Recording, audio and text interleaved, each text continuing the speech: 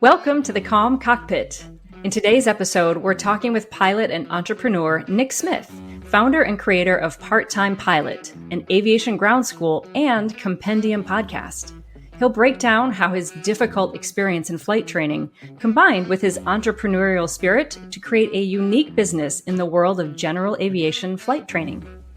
We'll also cover some tips and tricks on how to survive flight training with a clear head and ways of persevering through some of the difficult plateaus that occur, especially when you're a new pilot pursuing a private pilot certificate. Nick will also discuss how there are opportunities in aviation everywhere if you just know where to look. The Calm Cockpit podcast starts now. Onyx 12 Mike Oscar, runway 27, clear for takeoff.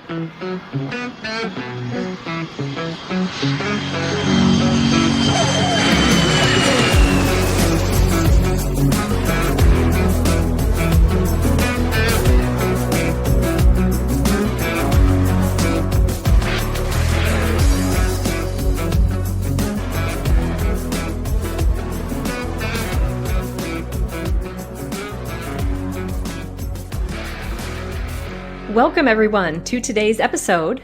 I'm Geeta Brown, midlife student pilot and licensed yoga and meditation educator with over 30 years of experience teaching high performers how to improve their lives without adding stress.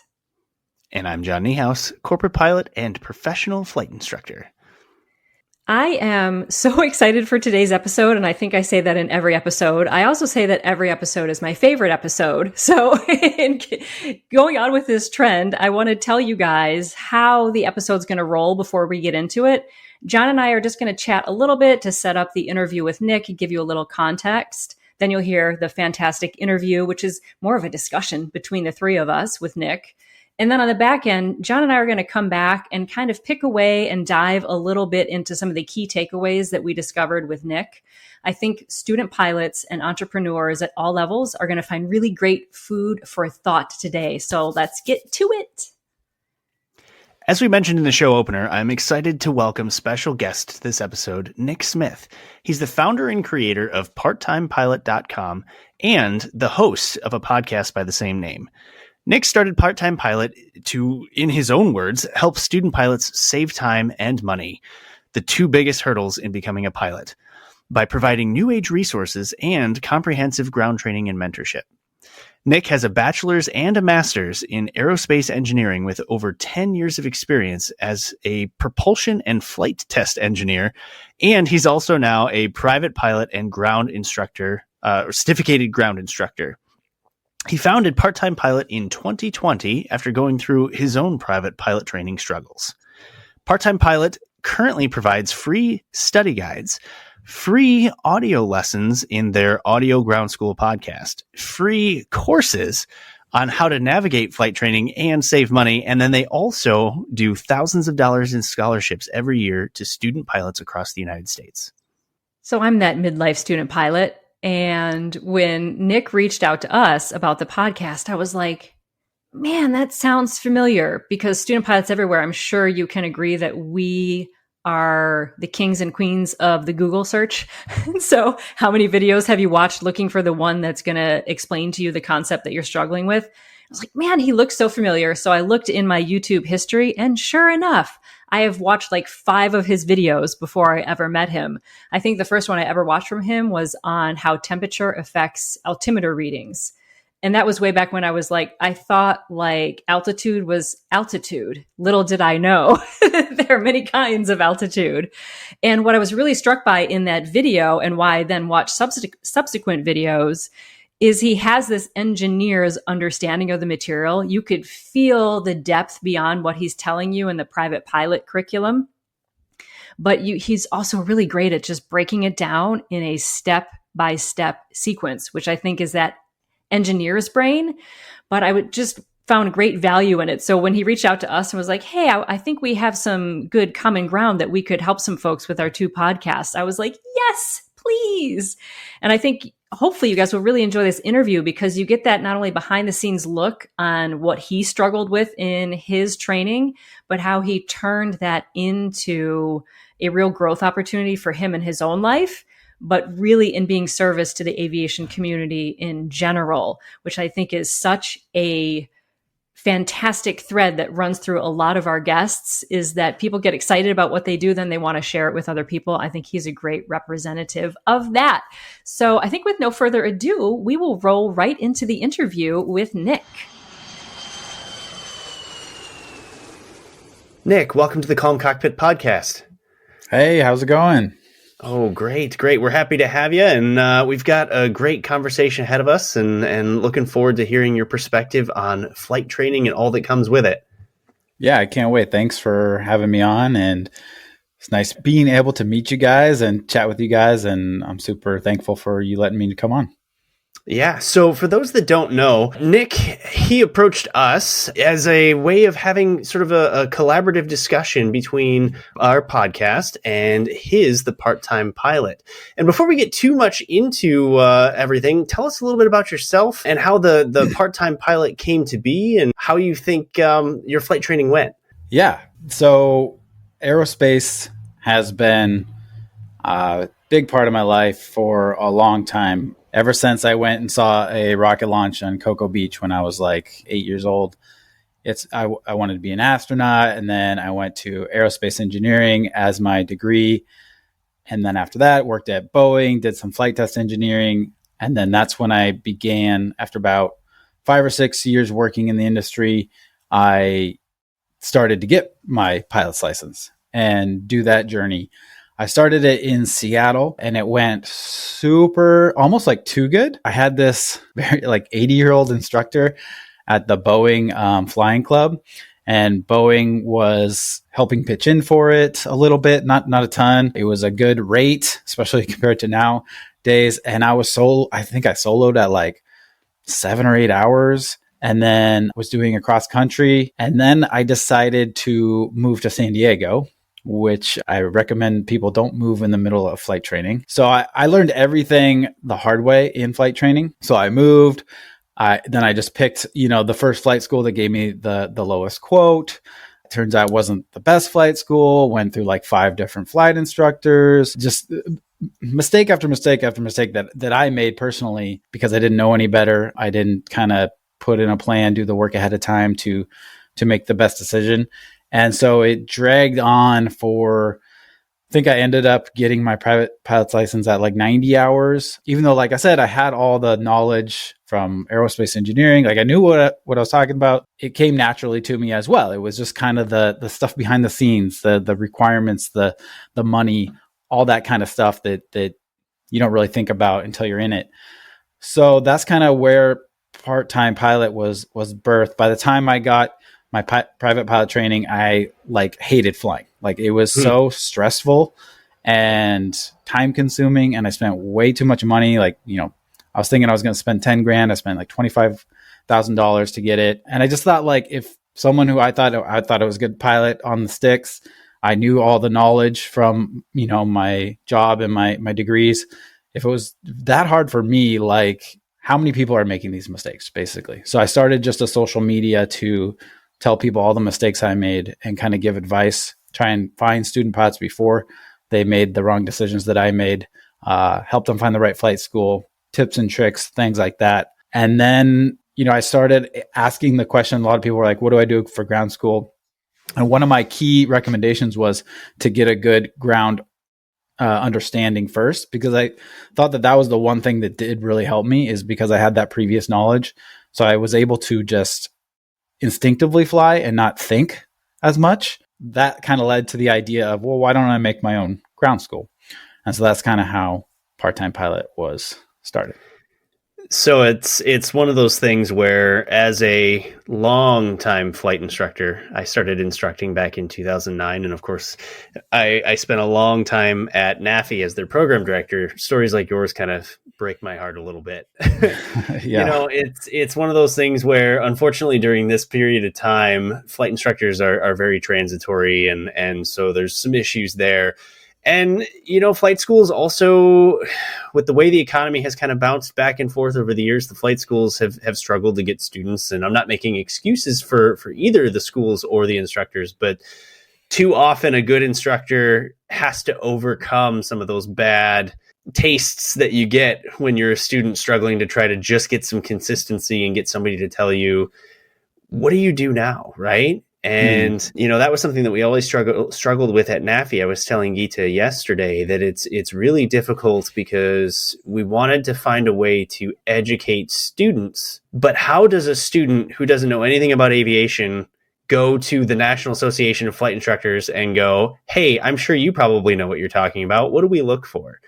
And so it's this kind of like cyclical problem of, we need to get to the students, the student needs to get to us, but nobody really knows, how to connect the dots there. So I think that what you're trying to do is very admirable, especially from somebody who's been in that field for a long time. And I think it's really important that we're having this discussion. And where our two podcasts meet, and we'll talk a little bit more about Part-Time Pilot and the fact that, yes, it is more than a podcast, but where some of this discussion meets is the idea that, we all want to find that performance edge, find a way to make training easier, to get people to retain knowledge, to have sort of that straighter line instead of the zigzags up and down all the time. And that doesn't always mean that it's somebody who's an established pilot going to recurrent like me. Sometimes it is pilots who are just starting out or maybe haven't even started. And so I think that this discussion is extremely valuable for those that are looking for a way of making their training easier, for bringing that sort of stress level of I'm doing this brand new thing and it's a little bit scary, all the way down to, okay, whew, if Nick had all of these troubles and I can learn from some of these things, then maybe my training will be a little bit easier. So I really appreciate that you're willing to come on and tell us the story and sort of talk about some of the lessons learned that you had. I totally agree with everything you said. I've had, originally my thought with Part-Time Pilot was the student having continuity throughout their training is a huge thing. In my opinion, it's understandable, like you said, that instructors are a little bit on that transitory nature, but it's also important for us as instructors to take responsibility for our students and realize that, we are providing this product. And if I'm going to leave to an airline, it's incumbent upon me to make sure that the students that I have that have helped me get there are taken care of so that as I step out the door, their progress is not hindered by, whatever might happen next in terms of the next instructor or flight school or airplane. All of that's taken care of. You tell your story on the podcast. I listened to that as I prepared for this episode because of all of the trials and tribulations and some of these lessons that we're going to talk about. I think the first thing I really want to ask you is, how did you survive some of the disappointment and the frustration that came with kind of a constant start-stop that you had? That's a good question. It was hard. Like I said, by the time it was over, I really wasn't enjoying it at all. I would say having the support of my now wife was huge, having someone talk me off the ledge and not say, hey, you're wasting our money or you're wasting your time or anything like that. And just being supportive is super huge. And I know not everyone has that. That's why it's so important to reach out to the aviation community. You can find people and mentors online and or your flight school or flying club. And so I recommend students do that if they don't have that, because it's going to get hard. Even if it isn't as hard as my journey, it's going to get hard. There's going to be times where you're like, what am I doing? Like, do I belong as a pilot? Like, I just had a hard landing. Like, I almost killed myself. Like, what is happening right now? So no matter how good you are, I think that thought is going to cross your mind once at least. So it's funny. I love how sometimes these interviews intertwine amongst the different people that we talk about, because a couple episodes ago, we actually interviewed a really good friend of mine, Greg Brown. And his big thing was similar to what you just said, which is, find a support group, find a mentor, find somebody who can kind of be your cheerleader.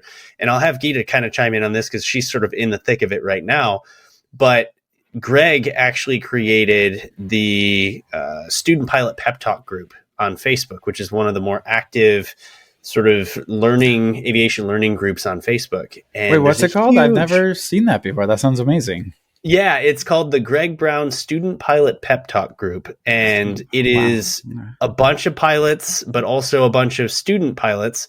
And it's very much a cheerleading group. Everybody asks questions of, hey, I'm encountering this. What did you do to overcome this? Because I can't seem to get my landing profile site right. I can't seem to do this, or I'm struggling with cross countries. And it's an extremely positive group. Everybody on there is amazing. So pilots, if you're listening from that group, just know that we love you. But I have heard story after story from people who have succeeded because of the mentorship and positivity that group brings. So it's funny how there's consistent sort of threads between different people that come on and talk about these things. Yeah, I love that, because one of the things I was going to say, and I still think is helpful, is like, if you don't have somebody, you could, in today's world, you can start a vlog or whatever showing, and people will come out, watch your stuff. And there's going to be but with that, there's going to be a lot of negative people. So having spaces like that, I've never heard of that. I'm going to go join that. I think that's awesome. That's amazing. Yeah. Having spaces like that is really important. Hearing you talk, Nick, I am right in the thick of it. I'm like, I said when we started the podcast, like, oh, I'm going to do my solo cross countries this winter. And then cue 8 weeks of wind and snow. And I didn't fly for like almost 2 months. I'm scheduled 2-3 times a week sometimes, and nothing ever got off the ground. I'm not the only one in New England who did that. So I'm at that point, like, is this ever going to happen? Because I'm doing the work of showing up, but I can't control the climate and the weather. Darn. That was my hardest. Sorry to just, that was my hardest time. The solo cross countries. That was the most difficult part of it all. Yeah. It's, being in the murky middle, they call it, when you, the end is too far off, you can't see it, and you've lost the luster of the beginning, is the hardest part.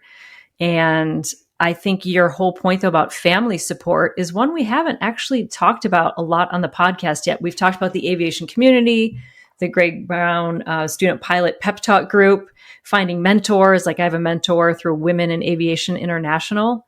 But to your point of finding family and or close friends who are maybe not aviation related to support you, I think is really huge. Because, my friends are a bunch of music nerds and yoga nerds. They don't know anything about this world, but they support me. So they want to know, how is it going? What are you doing? And just their curiosity and enthusiasm gets me through in a different way, because I think without having that in your corner and having that negativity at home dragging you down about all the money flowing out of the door, it's going to make it even harder.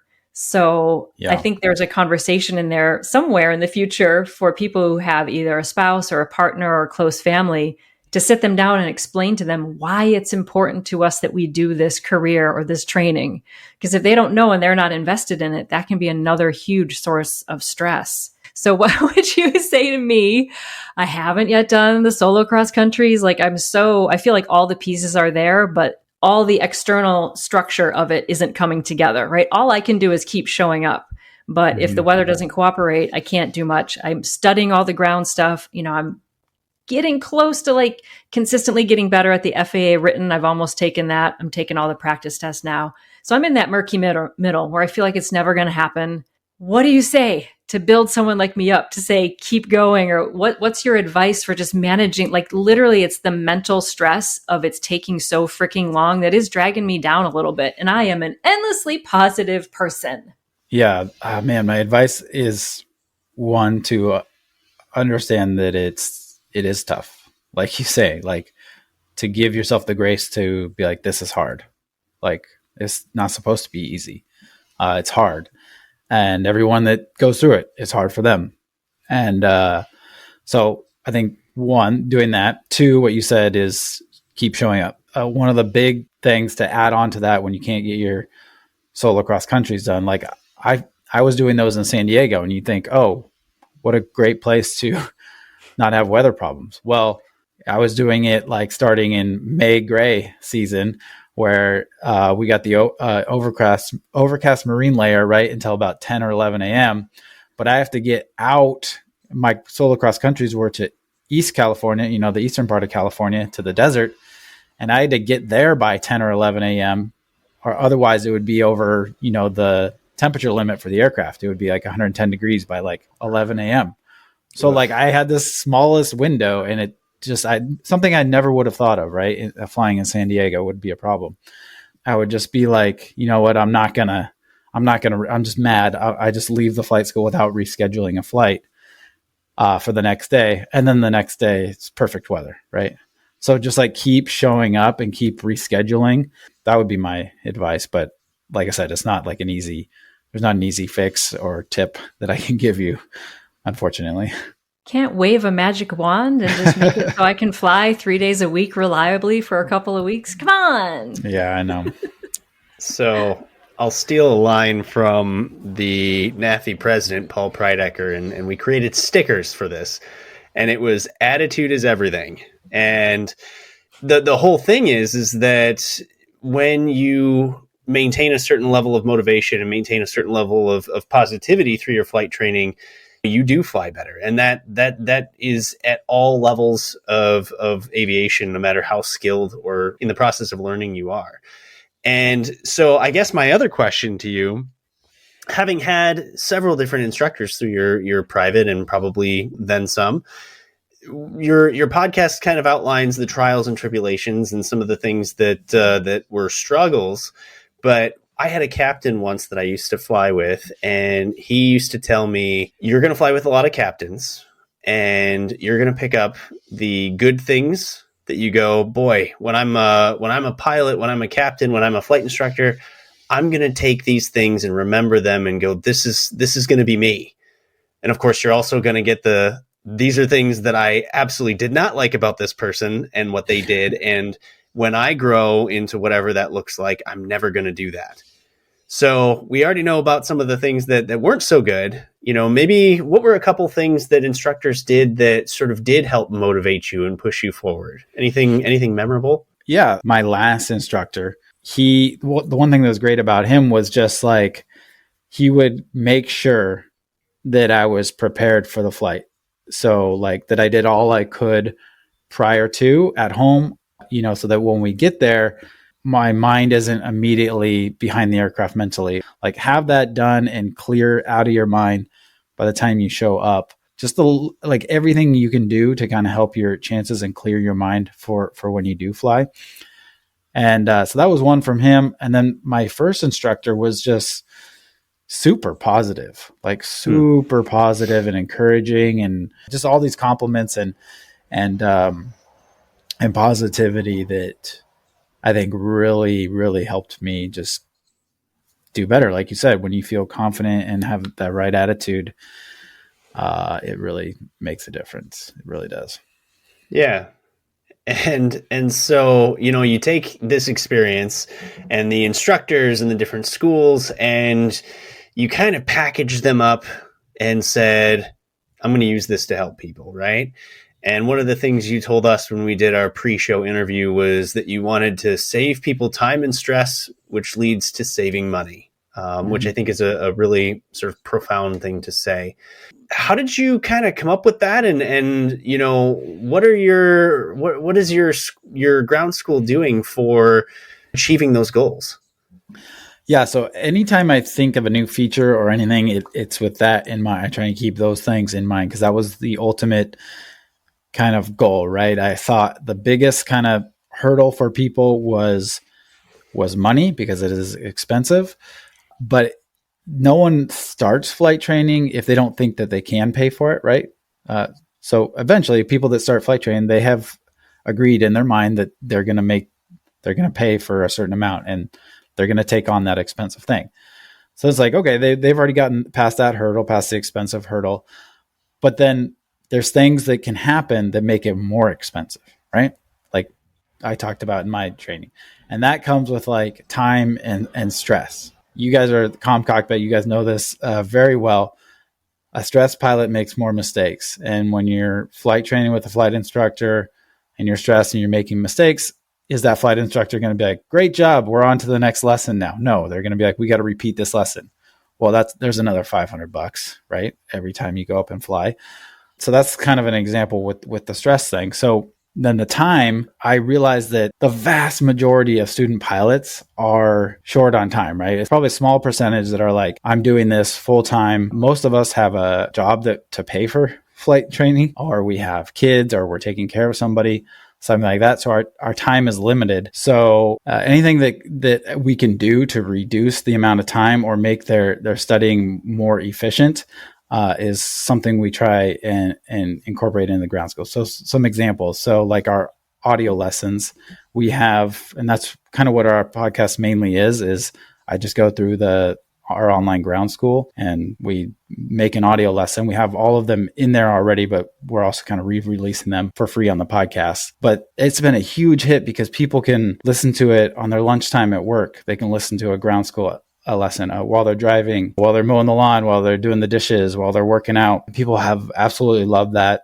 And so that idea came about with how can we make the studying more efficient. Another example is AI. Like AI is it's changing a lot of things, but education is huge. Anybody with AI can get expert level education, right?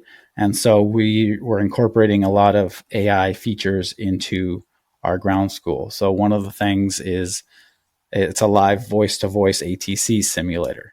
So like it gives you scenarios and from beginner or whatever, and you just work with it. You can tell it your tail number. You can tell it your airport. It'll use that. And you can say, hey, I'm just beginning. So go step by step, or testing you where it plays the role of ATC. And so just another tool to practice that at home instead of in the cockpit where you might make a mistake. So I think, did I answer your question? I kind of feel like I'm babbling, but yeah, I think you did. It's okay. You're talking about my favorite thing. Anybody who's listened to any of the episodes that I've done, I get jazzed about.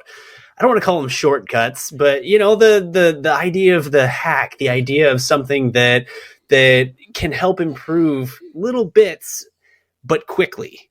Because at least from my instructor perspective, but also as a student, I suppose. Who doesn't love quick results? And who doesn't love being able to show when you're providing a student a product, which is instruction? The most fun thing is to watch them grow and watch them realize that they're growing. And so if you are creating a ground school product like this, that is integrating some of these things where, okay, if you can go and have homework for the night and talk to ATC and come back and do that flight with your instructor the next morning and knowing in your head, like, hey, I did this. Maybe I didn't even tell them. And next thing you know, you're nailing radio calls when yesterday you were flubbing, just talking to tower. And the instructor looks over, hey, you've been practicing. Like, who doesn't love that? That feels great. Yeah. So I love the fact that you're integrating some of these sort of quick practice items into a ground school because practice makes perfect and progress just feels good. I've been trying to figure out like why it works so well in conjunction with that idea of reducing stress. Because we all know like having more repetition of the material is good. It's convenient. I'm doing yard work. I can listen. But I've been reflecting on it from a midlife pilot who has a full life and a full career doing other things. That when I was in college for music, I was in college for music. And like, John, you were in college for aviation. Like you're steeped in it. So like, even when you're not studying, you're like in the dining hall, someone will say something. It's kind of in the air around you. You're always kind of getting these little refreshes of information and knowledge. Whereas for me, midlife student pilot, no one at home is talking about crosswind landings and like what the METAR said yesterday. No one even speaks that language. So things like the podcast and listening to it, it just gives me like another voice, literally your voice in my head while I'm in the backyard.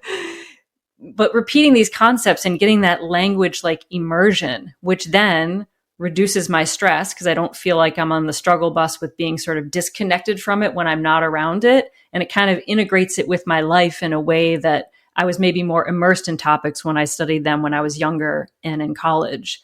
So I don't think that can be understated. It sounds simple, like, oh, listen to a podcast and it's a hack, which is true, John. It is a hack. I know you love your hacks. However, it is literally decreasing stress because it's keeping you somewhat plugged into a community and keeping not only the information refreshed, but keeping that sense of social connection alive a little bit. And like you said, then you go into the airplane the next time and it's not like you're this individual who's been sitting there alone with a book, but you're still plugged into a community. So I think it's such a simple tool and it's really awesome of you to release it for free. Can we pause and applaud that? I mean, these are straight up ground school lessons So it's been helpful for me to reduce my stress. So thank you. I think that's a really widely positive thing. And it is tough because when I was an instructor, a lot of times my most difficult students, and not difficult from a educational standpoint, but from a motivation and just consistency standpoint, it was really hard to teach somebody who was successful. Because like you said, they have other jobs, they have responsibilities, especially the more successful they got in whatever profession they were in, the busier they were. And the more their brain was over here going, man, I've got all these spreadsheets that I got to deal with, while I'm like, hey man, over here, you're flying an airplane. Don't worry about spreadsheets. And so it's really tough to separate people from those really important, successful type responsibilities and get them to study for a ground school. And God forbid you want them to study for the written test. That's a whole nother thing as an instructor. So I think what you're saying is so early in your pilot career is huge. It's something that a lot of people take years to really understand and need to be, full-fledged CFIs to really see it in others. So I think that's commendable. Yeah. And you hit on such a key point, especially as you get more advanced and you get into like IFR procedures and things like that. It's so important to have your head completely clear while you're flying. And that's why I love your guys' podcast. In that is, head clear, you're calm, right? That's all kind of involved. And one of the things, like, immersing yourself in podcasts and things like that. So let's say you hear a word for the first time, some aviation word for the first time on a podcast, and then you understand what it is. Where if you were to hear it for the first time in a cockpit, just for that split second, your brain is like, what is that? What is that? I'm thinking about it instead of flying, and even for that split second. Yeah. But if you have immersed yourself in that world and the language and the terminology, just one more thing that is going to keep your mind free to fly. And one of the other things that I really like to do is steal knowledge from people who are in other areas of industries. Obviously, you've gotten into the ground school side of things, but you were an aerospace engineer and you've done all of these other things in life. And as Geeta can attest, because I dragged her into this, trying to learn from her yoga and musical experience, what kinds of things did you use from being an engineer and going to school for something completely different to then help you through your flight training? Maybe even things that you stole from that background and integrated into developing this flight school or ground school. That's a great question, because I have a good answer. Excellent. No, but also it's a really good question. For flight training, so people out there who don't like math, like, don't freak out. You can still be a pilot. Okay. You can, every single math problem in aviation, they've made a chart or procedure for people who don't like math. So don't worry. And we teach both of those in the ground school. But for me, having all that math knowledge, it does help. So I had a cross-country spreadsheet in Excel, right? And then, so I started like making, well, I could just have this column automatically calculate for me. And then, okay, I could have this column automatically calculate for me. And then it got to the point where, okay, well, I need my aircraft performance.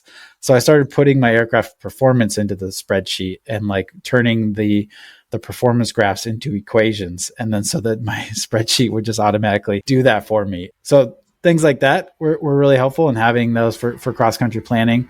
And then for the ground school, I would say the biggest thing is, like, have you ever seen like an engineering document, a manual that you buy for like a vacuum or whatever it is? It's going to be written by an engineer, like, and it's very like step-by-step tutorial, like Lego manual type thing. So I think what's helped students a lot in the ground school is I don't say, okay, here's how to do this problem, and then here's some practice problems. It's here's how to do this problem. And then here's like every type of example you might get. And here's the step-by-step of what to do. And I think a lot of times I know me as a student, they might do one example, but then the first problem on the quiz is something that doesn't apply to that example. And I'm like, wait, you didn't tell me how to do this. Now I got to go find out.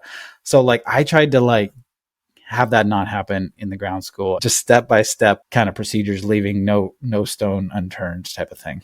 I love the engineer's brain for that. That's awesome, to break it on down, because for someone like me, I need things broken down at that level. Otherwise, like you said, my brain then perseverates on that And while I'm trying to fly the airplane, I'm still thinking about how I'm not good at those concepts. I can't do this. It's that mental chatter.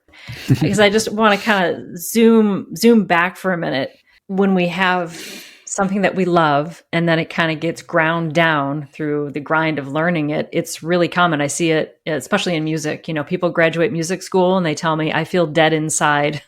They train their whole life to be a professional and they're up there on stage at Carnegie Hall, but inside they're like, I hate this. I hate my life. So I'm always interested to see what people do to regroup from that and find their own unique path forward, which it sounds like to me, it's wanting to share the lessons learned, put together a product of value to help other people not struggle, but also find your own way to flying that makes sense for you. And I really commend you for being all in with it or not. John and I have talked about that. I see a lot of general aviation pilots who I'm like, do you take it as seriously as if you were a professional? Because to me, that's how you either do that or you shouldn't be flying. I don't think you can kind of dip in and out of it. I am a little scared if I'm not fully 2 feet in. And I think that's okay to say because I think it's healthy and provides a safer environment if you step back when you don't feel fully safe and confident. And I know that has to do with how much energy and time I can put in. So that's kind of what I'm waiting for. Well, and that's kind of the intent of the podcast. I mean, when we were talking about what we were trying to achieve with just the show in general, I have thought a lot about some of the trials and tribulations that I've gone through and the things that have stressed me out and the things that have caused me certain levels of anxiety. And like you said, so often it comes down to we don't talk about it. I'm great. I'm good. I survived. And, I pulled myself up by my bootstraps. And I guess you could say that that's true. But if you never tell somebody that it's hard and discuss the things that make it hard, then you're never going to make a difference in the industry. You're never going to make a positive influence on those that are trying to achieve what they think you did easily. I so often use the idea that you see the duck and the duck looks super calm. What you don't see is the fact that underneath their little legs are going like crazy. And that's kind of how it is. I mean, you see the captain at American and United and Delta and the corporate pilots and these pilots in uniform, and they're walking very professionally through the airport. And you go, man, I would really like to be like that person, calm, cool, collected. I'm sure it was easy for them. I'm sure they passed every check right. I'm sure they never had an instructor who said, hey, that didn't go well. In reality, I mean, they might go to recurrent every 6 months and have an instructor go, oof, you want to try that one again? Yeah, exactly. And that's okay, because that's how we learn. Mm-hmm. But when you're brand new and you see all of these things, and putting myself in yours and Geeta's shoes, and you're showing up to a lesson and the instructor goes, we need to work on your site profile because I'm not sending you solo. That feels like a crushing defeat sometimes. Mm-hmm. And it feels like I'm watching the other students in the lobby of the flight school who are all smiling and happy and they're progressing. Why aren't I? And so sharing these stories so that people realize that if it was totally easy for you, you're probably lying. Mm-hmm. And we've all been lied to because we all know those people. And some people do have an easier time. But that doesn't mean they never struggle. Right. And so verbalizing these things is a huge reason why this podcast exists. Yeah, I love what you guys are doing. And yeah, like social media just breeds the show your successes and hide your failures type of environment. And it seems that the ones that only show their successes get more followers. And so it's like, it's kind of a messed up system in that way. And I'm so glad you guys are doing what you're doing and why I was compelled to reach out. Anyone listening who's feeling like, oh, I should be able to just fly around on Sunday. What's wrong with me or whatever? No, that is like the higher intelligence part of your brain making a good decision. And the whole thing of bravado of like, oh, I trained in it, so I should just be able to do it. It's like, no. Every time before I fly, I'm like, am I really up for this today? This morning I had a lesson and I was struggling. Just a bunch of stuff happened at the house. the lesson got delayed. I had to leave early and I was feeling all this pressure. I want to go flying. I haven't been able to fly in 2 weeks. And I stopped myself. I was like, is this really that important? Like, are you going to push yourself and show up all stressed out to your lesson? You could just cancel and take a beat, or you could get your head in the game and fully focus on going and making the use of like the half hour you're actually going to get to fly. But I feel like if we're not asking ourselves those questions, especially in GA, when it's just us up in those planes, that takes bravery to me to actually ask the question, to answer it, and to sometimes say, not right now. That is brave to me. So yeah, I appreciate congrats that. on that decision. It's Pilots, really important. It's such a, like, at least for me, it's such a macho look to it, right? Top Gun and astronauts, and just growing up with that I think, as a guy, I was kind of alluding to, it's not easy to admit those things sometimes. So hopefully everybody, like you did today, it's just, and I know it's tough with flight training because you're like, another day I didn't fly. What brings you joy in flying? What keeps bringing you back? As somebody who's sitting there going, I'm on the fence of trying this, or I'm on the fence of quitting. Mm-hmm. What about it keeps bringing you back? I would say the idea of like adventure. I wanted to be an astronaut when I was a kid, but when I decided to become a pilot, it was the idea of being able to have my own plane and fly to another state and bring some camping stuff, and that type of adventure feeling is really what continues to bring me back and make me want to continue flying. I just love that stuff. So aren't we lucky that we live in a country where we can do that? Like, yes. And think about how huge our country is. Like, I work with the Fear of Flying community, and they're based in the UK. So they're like, well, we take off and we fly for a minute, but then we have to turn around because we ran into France, or like, we have such a huge country that we can in GA fly across with no barrier besides the money and the time and the discipline. But boy, we have it really, really good. So as we start to wind things down a little bit, I've got one other sort of topic that I want to bring up with you, and it's kind of near and dear to me because I was always on the airline track and didn't realize that there's this whole other world, and it doesn't always have to be airlines. Not that there's anything wrong with that, but the term GA is huge. That encompasses anything from charter to corporate flight departments to aviation associations like EAA and NAFI and AOPA and all of the suppliers and vendors. There's just, I could go on and on. And so, like, I love the idea as somebody who tries to mentor people getting into the industry to tell them there's so much you can do, and don't limit yourself to just one specific thing unless that thing is what you love. And also remember that maybe if it turns out that, like Geeta said about getting it to Carnegie Hall and finding out you don't like it, that's okay too. Like, there's other options. And the point that I'm trying to get to here is that you kind of got into aviation, and then you had this entrepreneurial spirit that made you think of an idea and build this thing that has become Part-Time Pilot. What's your advice to somebody who's getting into aviation and isn't quite sure what they want to do yet, but maybe they've got a kernel of an idea of, like, I might be able to help people by creating X? Like, what does somebody do, and how do they follow in your footsteps? Yeah. So, great question. And I would say when I first started flying, I had no idea. I just knew I wanted to get my pilot's license. And so I think if you have that to start, once you get in, it's going to, like, it's like a nozzle. It's going to just expand completely. Like, when I first, I was like, what can I do with my pilot's license? I don't know. I'll go on adventures. Like, that's literally the only thought I had on what I could do with my private pilot's license and that knowledge. And then once I got in it, like, I have like, one of my problems is too many ideas now, like, of what I could do and all the places you can go once you're in a niche or a world like general aviation. Even if you don't know, as long as you you have the want to, I think the ideas will expand and come to you if you try to think creatively once you're in the world and you can see the different possibilities. They really expand once you dive into it.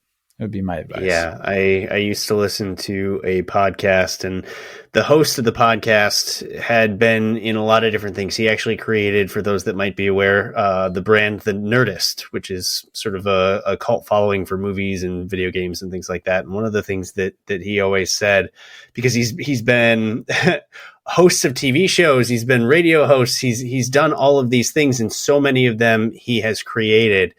And in his podcast, he used to talk about the fact that he didn't want to wait for somebody to build something for him, because it's so much better to create it yourself, and then you have all of that control.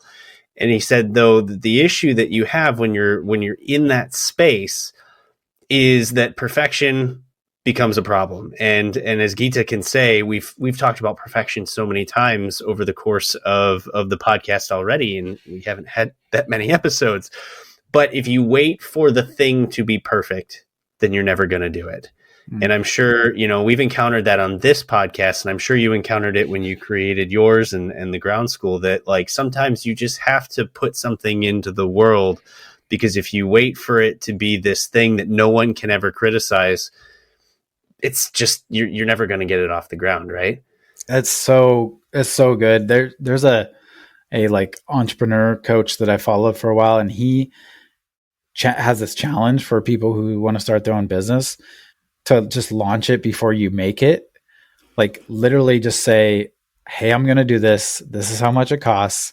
And it like forces you to then build it. And like, because you can spend so much time building it and it's still not going to be perfect. And like, that's really scary to just like have somebody pay for something as, when I haven't even made it yet. But like, so my engineering brain wouldn't allow me to do that. I had to make it first. But like, it's so true. Like, just start. Like, I wish I had, like, my wife has recently started her own business, and I'm telling you, I wish I would have just like launched it sooner, and just trying to be a perfectionist about everything, when I guarantee you, no matter how perfect you think you are, someone's going to find something wrong with it anyways. So just do it. Yeah, that's so good. And Awesome. I love that you start it, and we have to remind ourselves that we have to keep almost restarting every day, because the mind will throw up endless blocks of why it's a bad idea to progress or advance or add that new tool. We have to, it's almost like a war with ourselves, angel on one shoulder, devil on the other. That resistance will come up every time. We have to just keep reminding ourselves, just keep going. And it can feel a little bit like a restart sometimes. It's so important. I too am an entrepreneur, and I wish that I had left the jobs I had before much sooner. Like, I waited, because I wanted to be really sure I could do it on my own. And now I'm like, man, I wish I would have done it 5 years sooner. But we do it when we're ready. But I love that idea about just start. And I think it applies for pilots as well. If there's that next rating, or, you want to get that tail wheel or fly in the glider, it's like, sign up for the lesson now, even if the lesson is in 6 months, because that way you're pulling yourself forward. And I think it boosts mental health too, because you can see progress even while you're in, like I am, that murky middle of it's never going to get done. So I love that inspiration you're providing for people. It's awesome. Yeah. And there's ways to do it smartly too, right? Like we don't just want to just like quit our jobs and go spend a bunch of money, but the idea of it to just, not have to be perfect, like you were saying, John. Yeah. And enjoy the small wins, right? Make sure you realize that, hey, I passed my solo cross country, or I finished my private pilot rating, even if commercial pilot is on the agenda. Each of these little things is hugely important, back to that whole idea of motivation. So in flight training and in business, keep every day is a new challenge, and every day is a new win too. So yep, I couldn't agree more. The small wins is another thing that just can get you through those murky middle, right? Yeah. Sure. Cool. So Nick, we really appreciate you taking the time to talk to us about all of these things. I feel like we kind of ran the gamut of many different topics, but I think there's a lot of value in what we chatted about and sort of the tips and tricks that you have. If anybody wanted to get more information on your podcast or the ground school or anything else that you're doing, where would they go and how would they get it? Yeah. So parttimepilot.com. So 2 T's in a row, parttimepilot.com. And then our podcast is the Audio Ground School podcast. I think if you just search Part-Time Pilot in the podcast apps, that'll show up as well. And then, parttimepilot.com has all the information. Part-Time Pilot was taken on social media. So it's part.time.pilot on our social medias. We also have a Facebook study group where I feel like a king, but if someone's negative, I literally just boot them out. Like, I'm like, none of this. Nice. So that's why that group really resonated with me. I hadn't heard about that because some of the groups are just like, I'm like, why are we talking about this stuff? Why are we fighting? Like, can we just like be nice and like learn? Yes. So if you just search Part-Time Pilot in the groups, that should show up as well. Excellent. Parttimepilot.com. Everybody give it a check. Even if you have already completed your ground school, I'm sure there's some valuable information in there. And once again, Nick, we really appreciate you taking the time to chat with us today. The thanks is all on me. Thank you guys so much for letting me come on.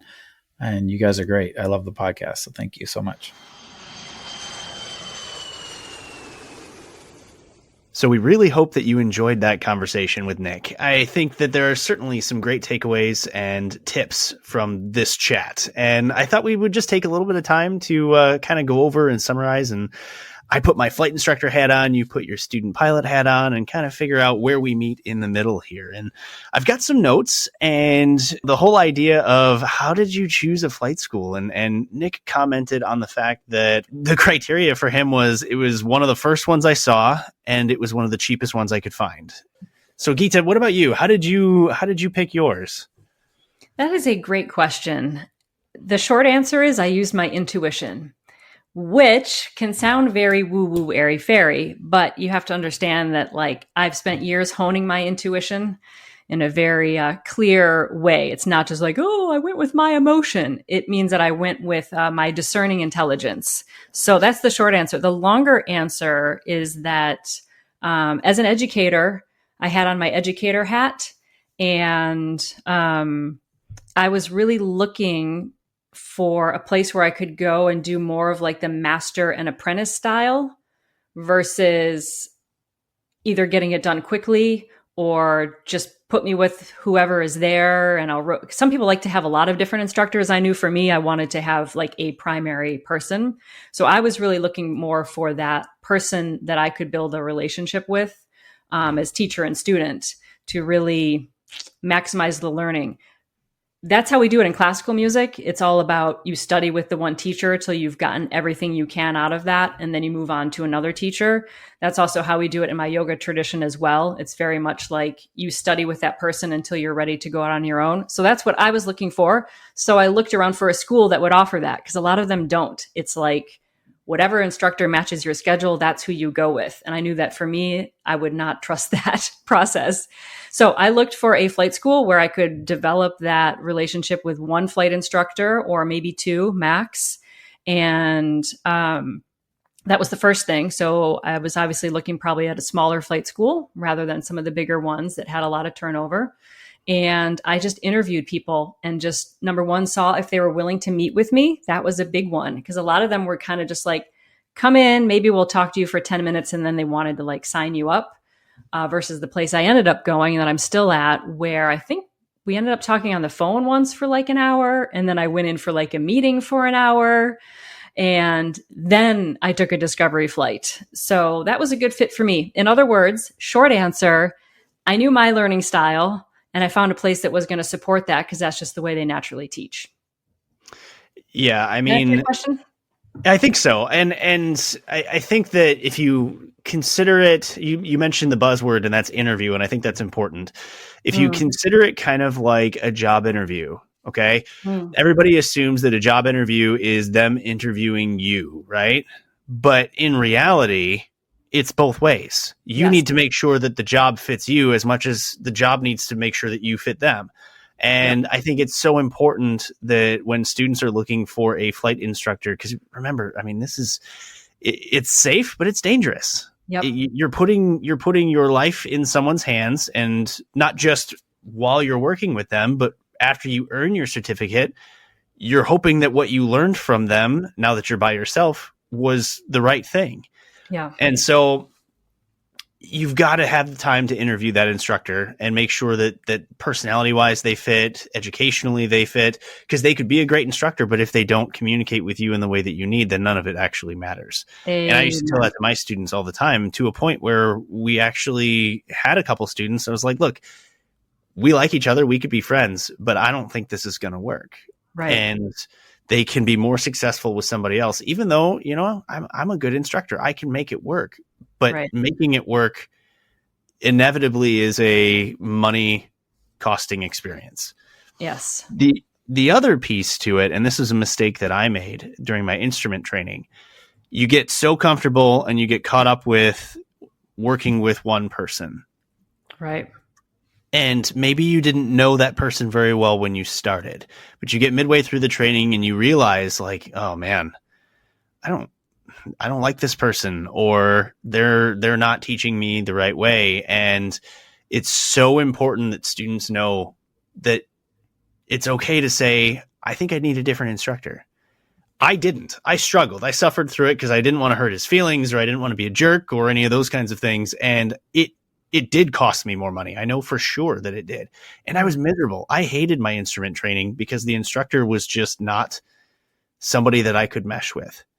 And so, those are the two big points. If you need to try to get to know the person before you start, and if for some reason in the middle it doesn't work, be honest with yourself, be honest with the instructor, and just say, look, I think that we need to find another plan here.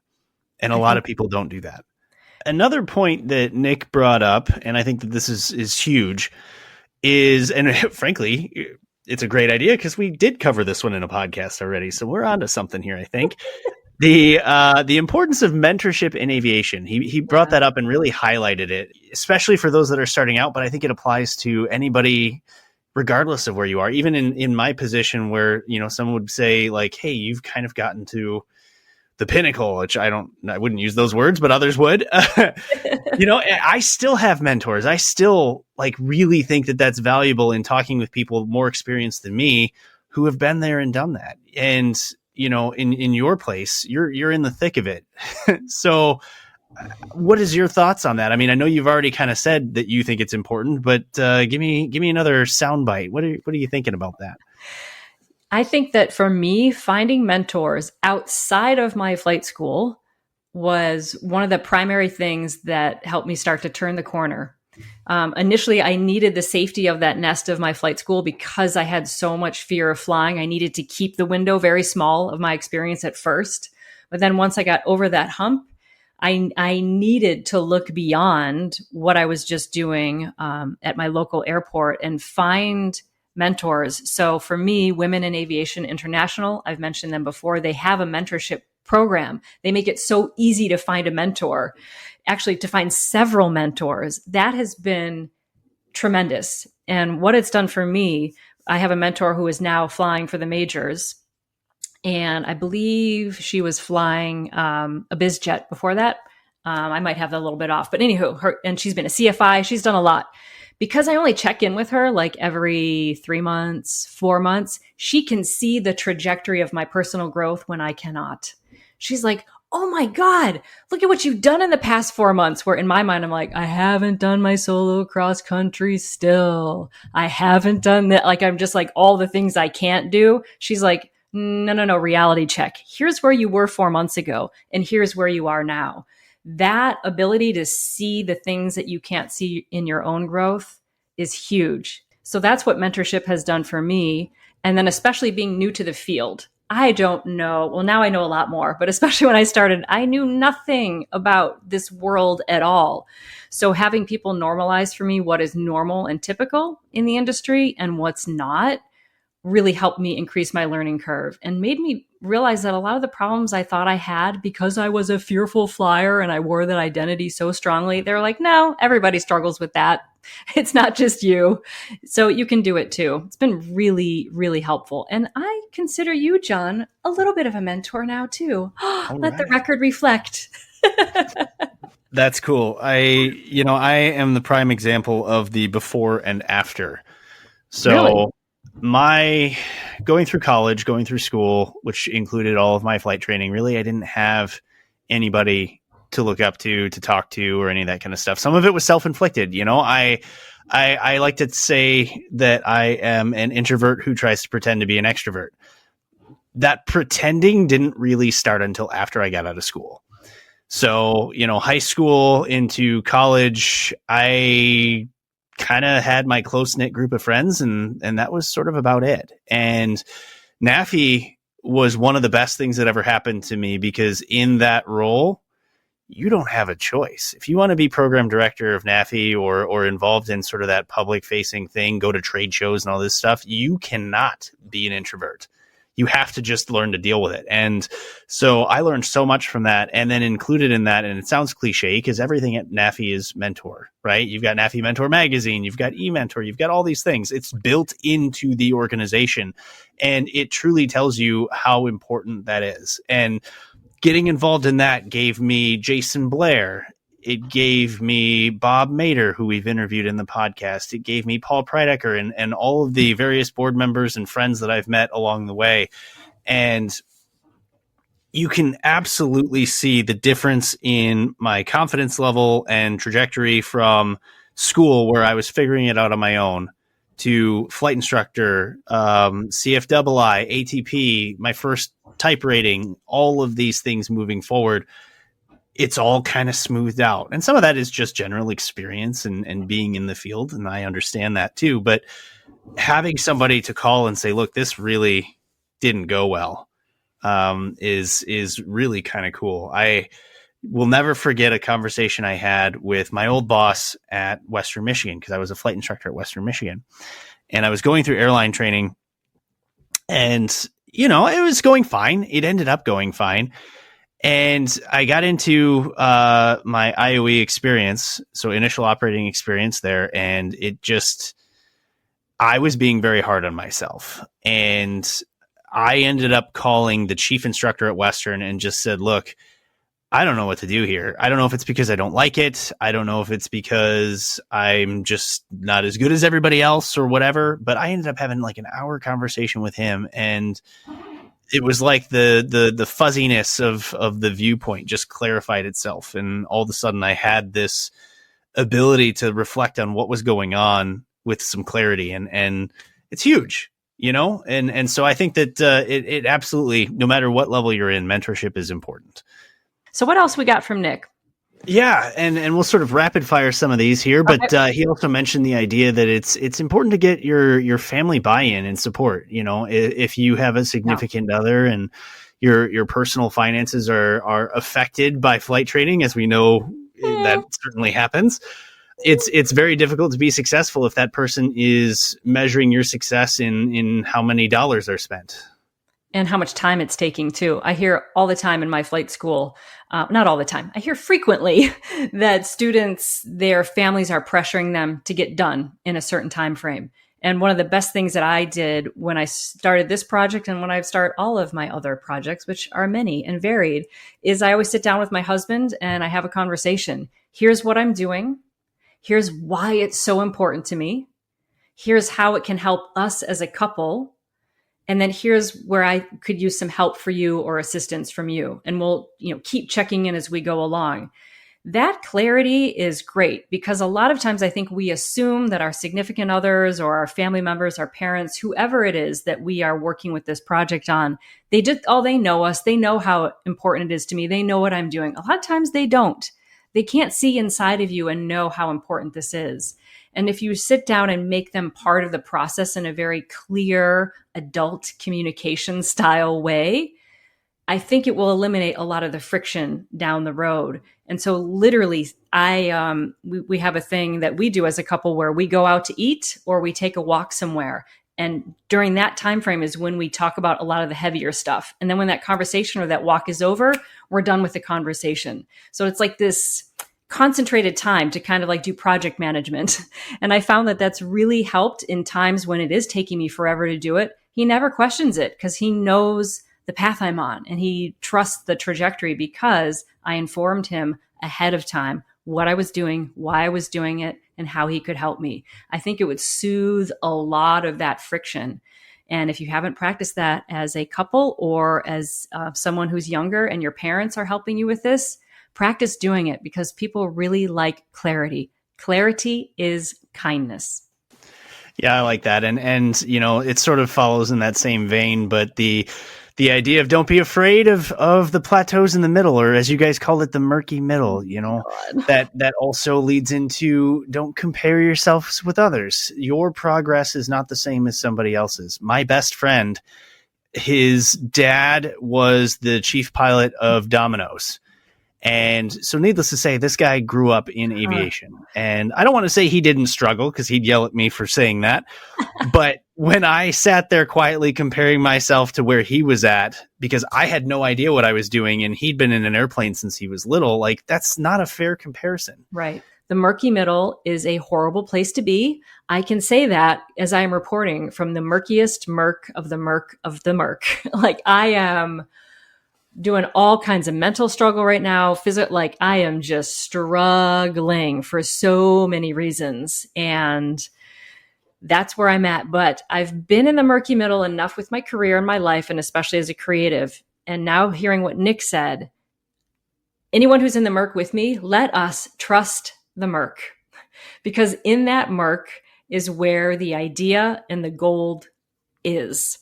Nick took that murky, I don't like this isn't working, I have all these friction points, and look at what he has created. A whole online ground school and a universe unto itself in the part-time pilot.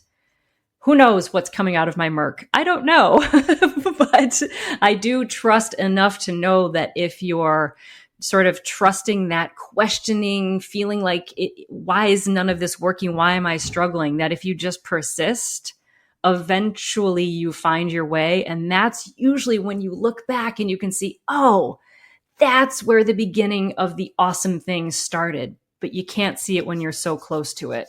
So that's when we will quit, though, is when it's so murky and so hard. So persevere on. And I think of you, John, you said you had the idea for this podcast back when you were struggling. You had anxious times and it wasn't all roses and posies when you got your ideal career.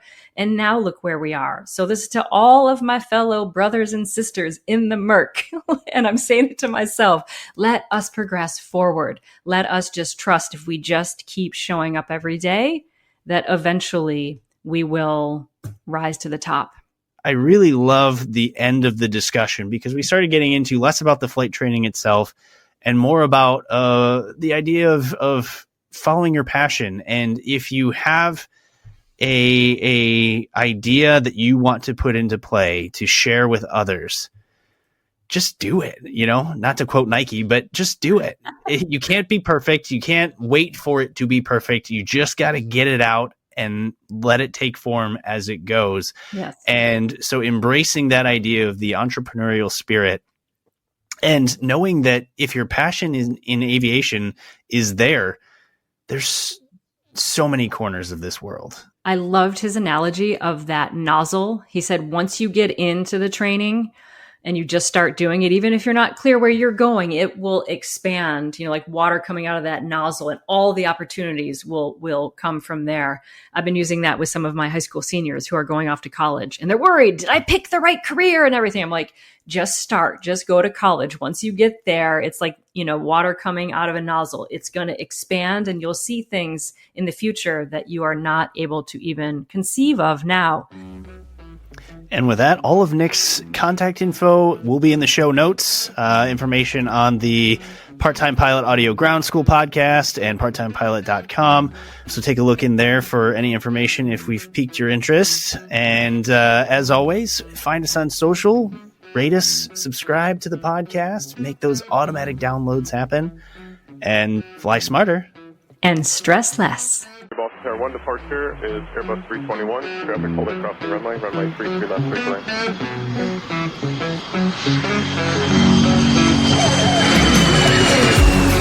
land.